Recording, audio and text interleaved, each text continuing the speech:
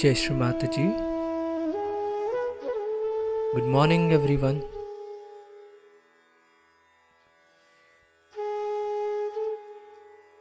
Let's all bow down to Shri Mataji, raise our Mother Kundalini and put Bandhan.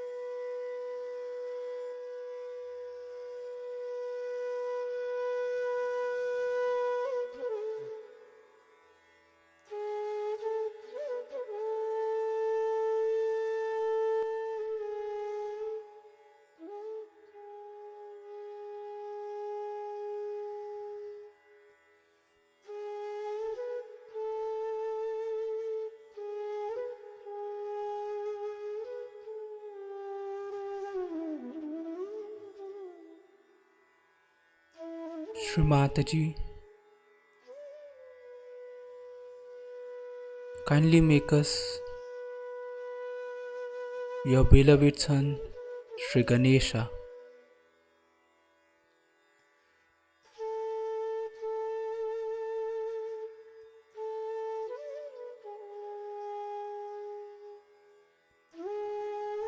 Shri Mataji, kindly establish all the qualities of Shri Ganesha within us.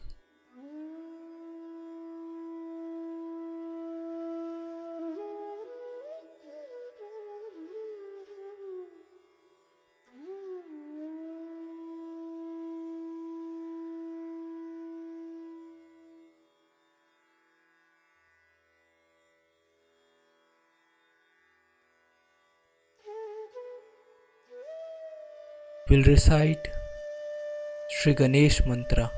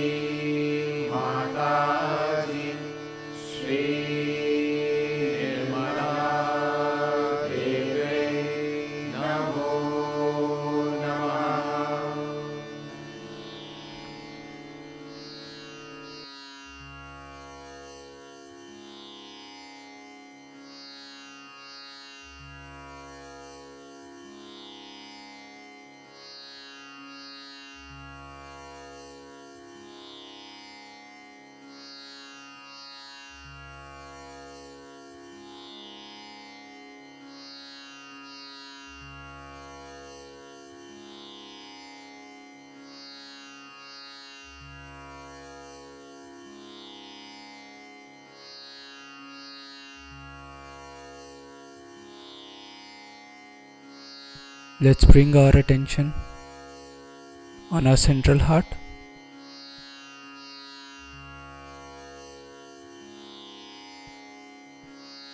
Shri Mataji, kindly make me a fearless and a confident Sahaja Yogi.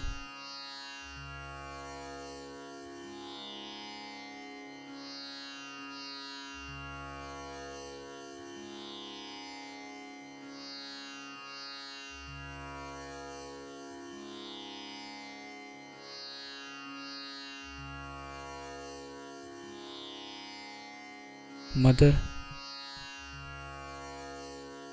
kindly enlighten Sri Jagdamba Ma in my central heart.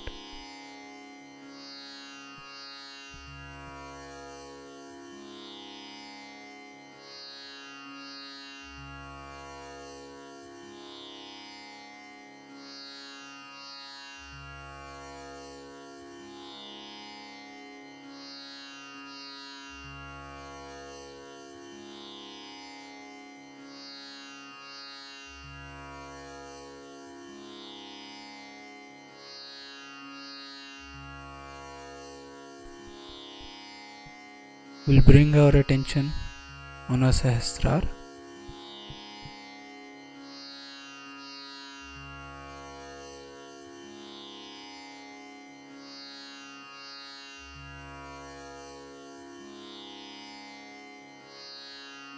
Shri Mataji,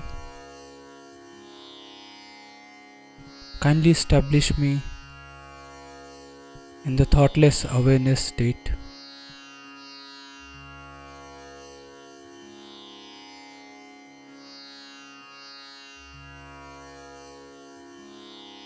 Shri Mataji, kindly establish my self-realization.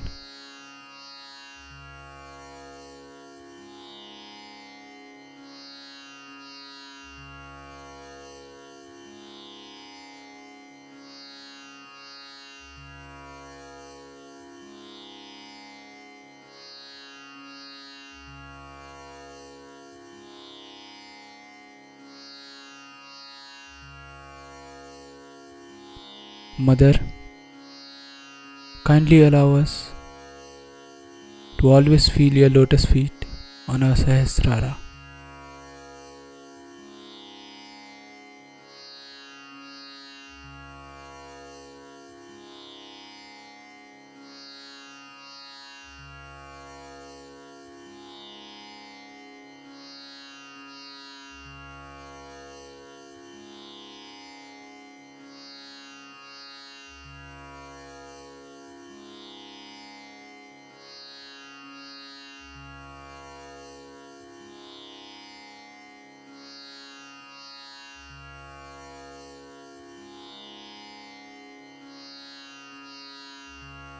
In this meditative state,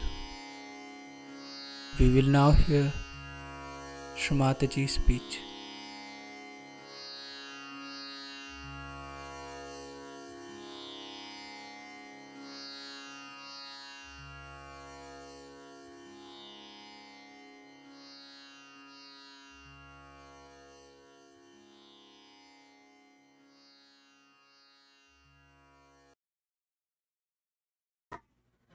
Today we are going to worship the Hamsa Chakra.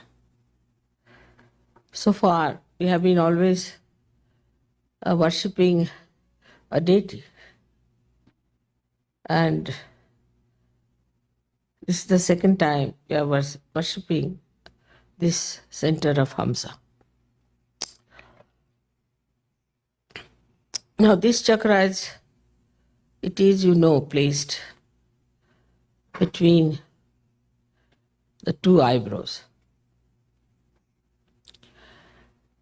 Now two eyes represent the left and the right side.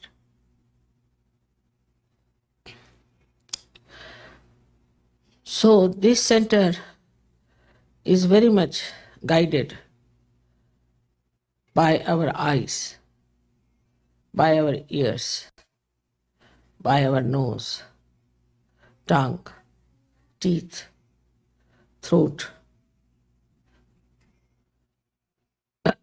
Is a very important center because the Vishuddhi, which has to look after 16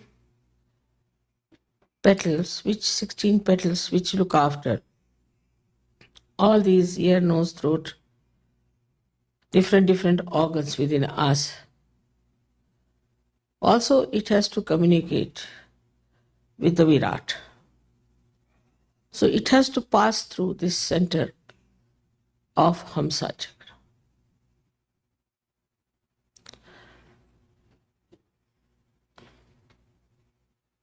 Hamsa Chakra is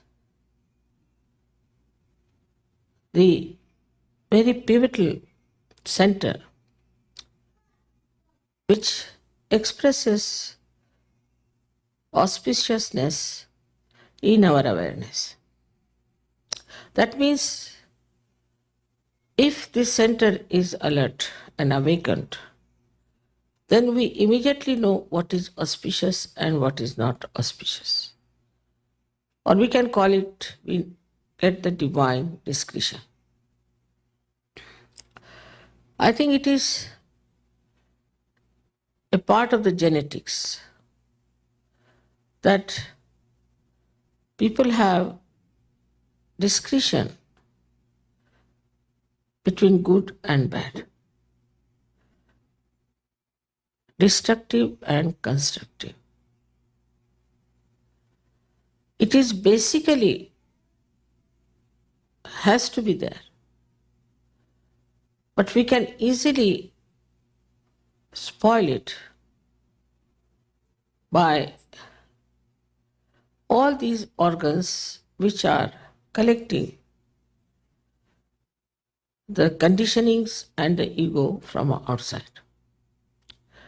That's why this center is very vulnerable.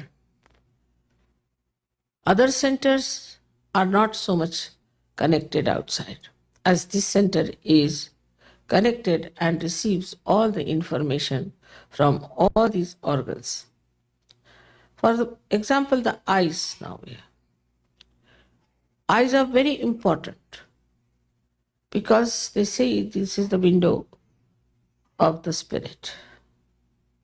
And you have seen that when Kundalini rises and spirit starts shining, there is a dilatation of the pupils and you look like an innocent child and there's a twinkle in your eyes.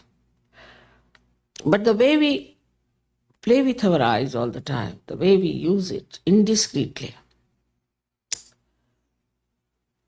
with our lust and greed, we can spoil the center very badly. Once we start taking to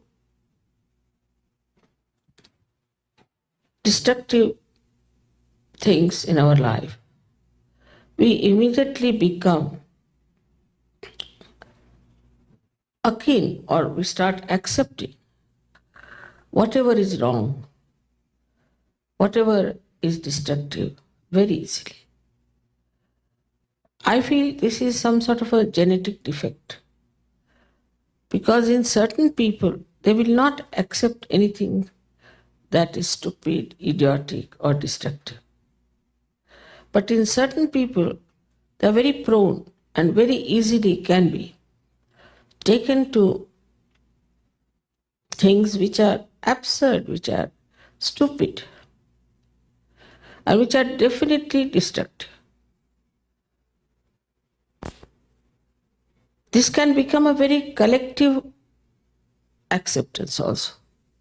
And once it becomes a collective acceptance, it starts penetrating throughout. It does not only have the effect of absorption, but also it has an effect of affecting other things. Say a person whose eyes are what we call flirtish or roving eyes. Such a person, if he goes to one group of people who do not know what flirting is, who do not know what roving eyes is, very steady eyes, he can influence those people and can make some of them of the same kind. So what happens really is this, that this is a very good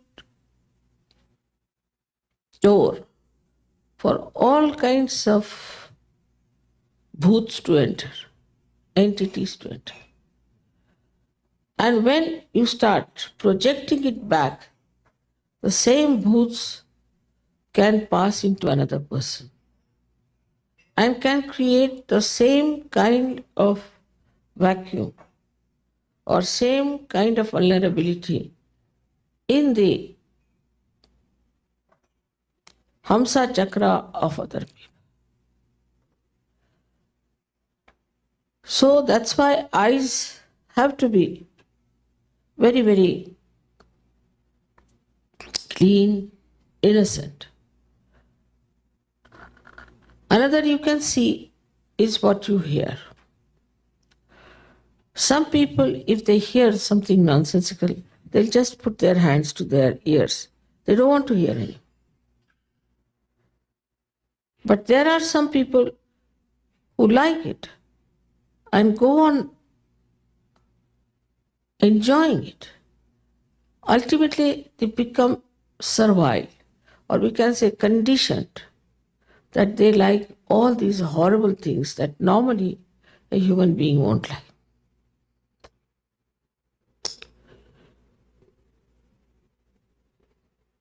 Now also you must have seen that people who, like French people, I think they have no discretion of smell. They smell so awful, but they eat all rotten food, rotten cheese, absolutely rotten wines, but they never smell it.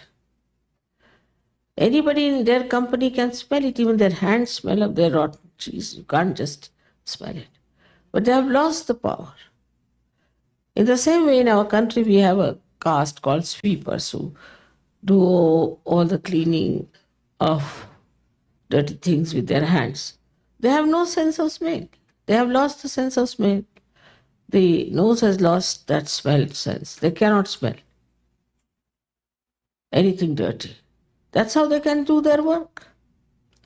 So if you start also not being alert to fragrance, I have seen that there are certain things people use made of tobacco. They are supposed to be very good, very famous brands of perfumes like tabak and all that. So once they start liking that kind of a thing, then they have other things like poison and other horrible things, which there's horrible smell in it. Apart from that, first you smell is alcohol, is a spirit. But they don't mind because they see in that a very congenial type of a pleasure. But these pleasures ultimately can kill all the cells of the nose, and afterwards one may even lose the sense of smell. One of the joy-giving organ is the sense of smell. When the Kundalini rises in many people, they get a fragrance of many things. Some people get of gugul, or sometimes they get of a fragrance of sandalwood or something, which is a very natural essence of flowers or maybe of some woods. But these unnaturally made things which are actually destructive to your cells of smelling, that is what they start using. And once you start using these kind of things, then what happens that you don't feel any bad smell anywhere, like animals. But so many animals can smell, if not, they don't call it bad or good, but they can smell. Even that sensitivity of good and bad smell we human beings have got is lost. So whatever is our ascent as human beings, at what a level we have gone, start completely disappearing gradually, one by one. Then same with the throat. If the throat is using bad languages and is being used for abusing people, showing temper on people, or anything of aggression.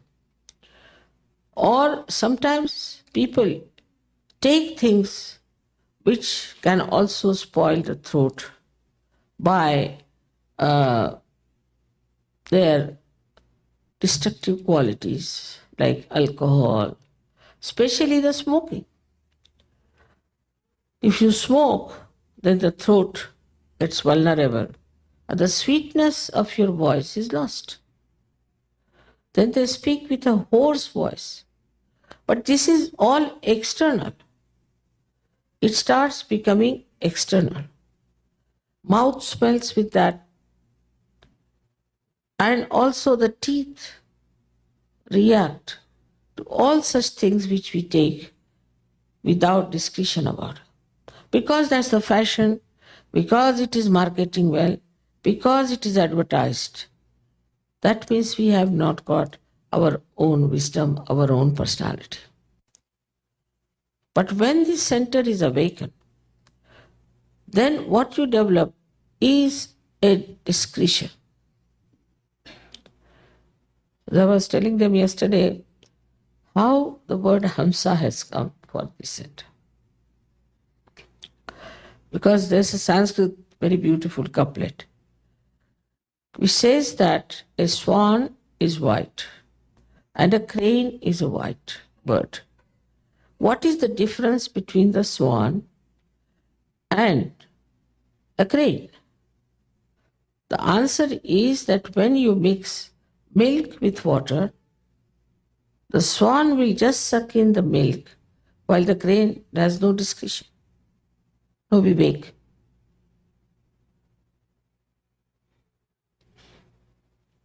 This discretionary power, once we start losing, we start becoming just like a rabbit, I would say. Because we have no personality. Anybody can brainwash us. And the more they tell us about our discretion, we listen to them. That explains why people, so many thousands of people, go to all these false gurus. Thousands of people, why did they take to homosexuality and got into AIDS? Why thousands of people have taken to drugs?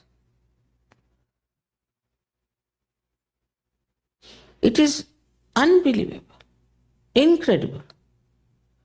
Why people have taken to all these things are destroying their life. They see a man going into the pub, coming out and falling down on the ground with all his purse being emptied. But they go with the purse, see that they have sufficient money to go inside the pub, again come out to fall down on the street.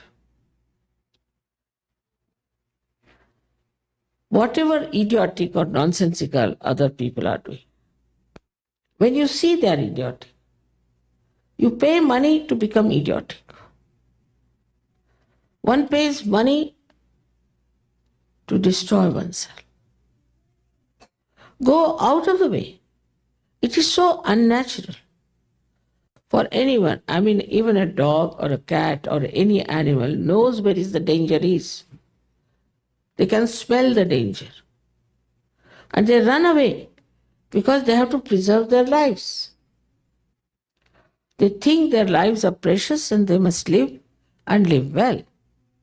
But this ordinary common sense starts missing. And they will say, what's wrong? What's wrong in this? What's wrong in that? That means the genetics of the Hamsa are missing. Now you should see there is no deity on the Hamsa Chakra. But it is the formless energy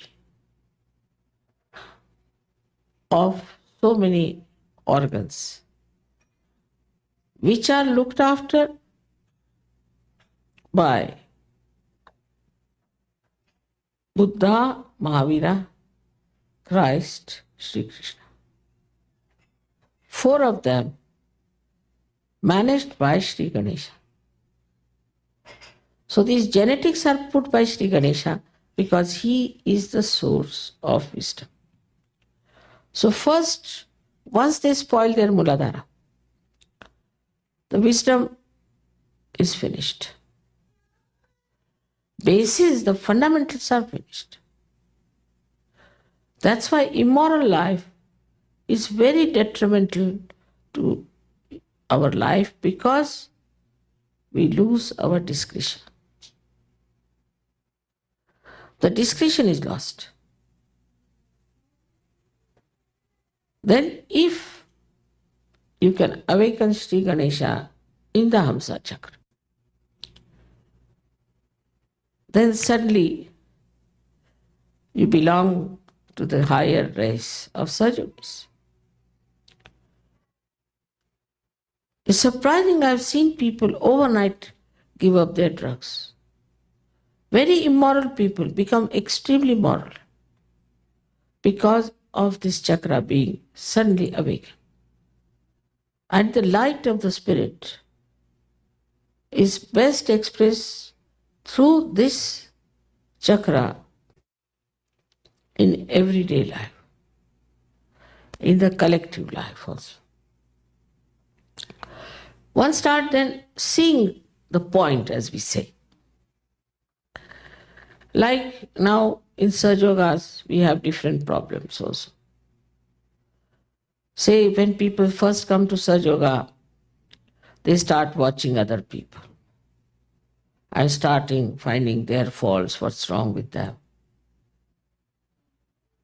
They never see what they are here for. They are not here to find out faults for others, but to correct your own defects.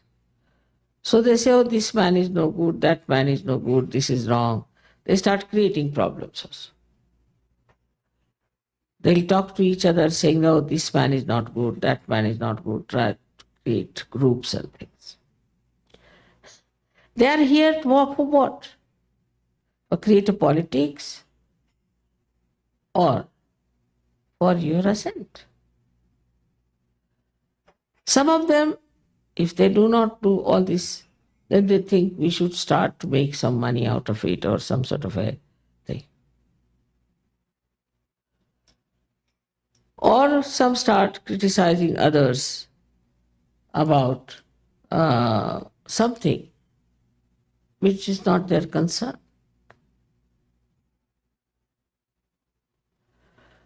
So they forget, because they are just now coming to Sahaja Yoga and their genetics are not established of their wisdom.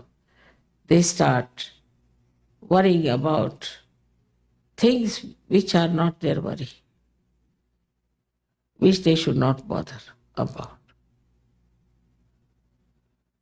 Then some of them start thinking, oh, I am the leader, or why am I not the leader? So they start finding fault with the leadership. Sometimes leader also can feel, oh, I am the leader, I can be very stern, very disciplinary, and I can control people, I can do this. They have come here to learn how to love, to be compassionate, to be tolerant. The sense of leadership and also of obedience, both are discretionary.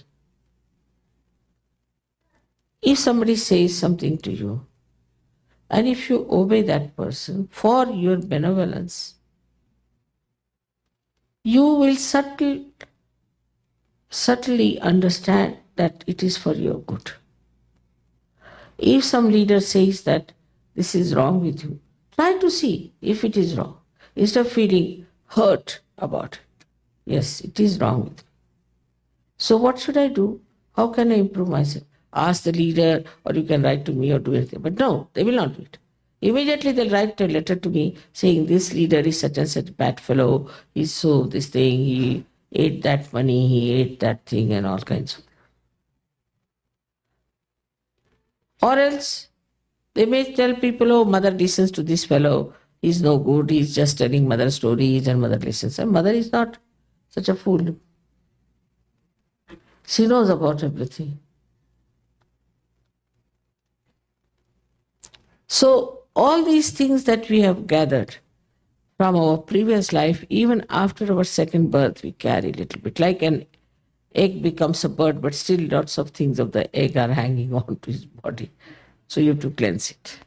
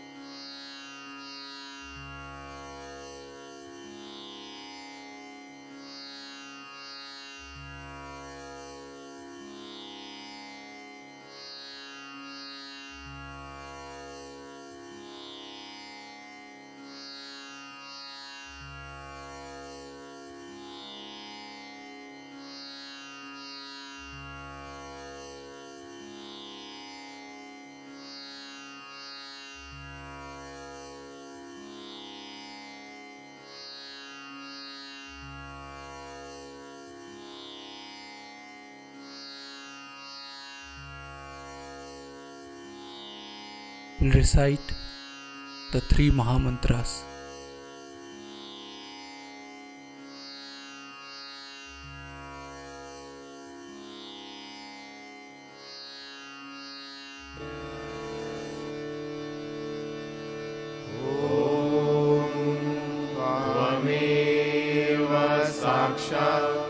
Shri Mahalakshmi Maha Saraswati Mahakali Triguణात्मिका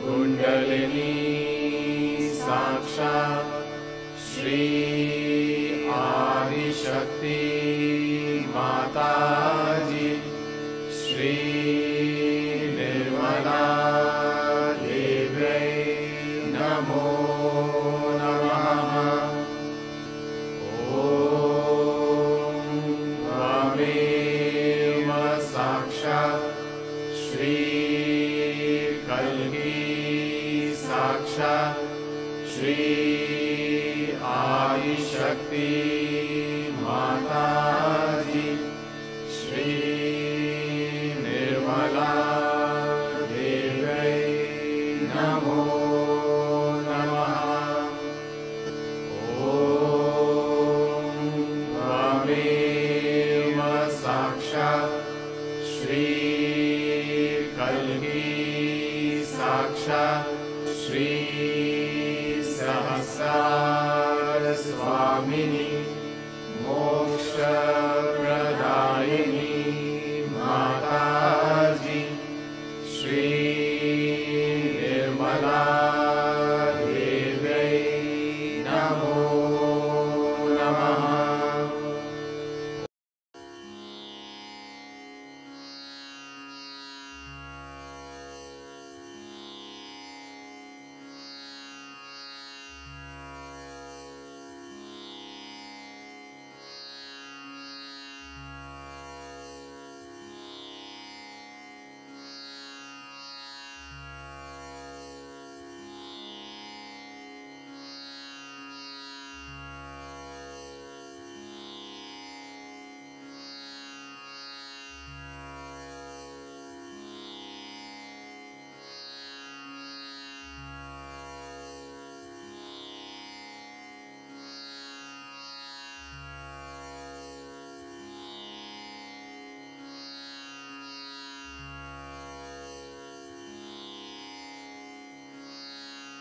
We thank you, Shri Mataji,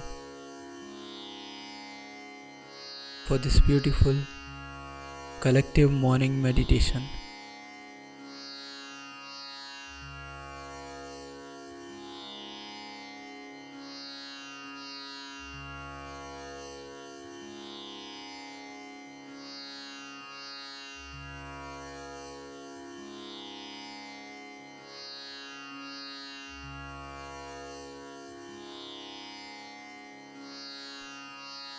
Let's all bow down to Shri Mataji, raise our Mother Kundalini and put Bandhan.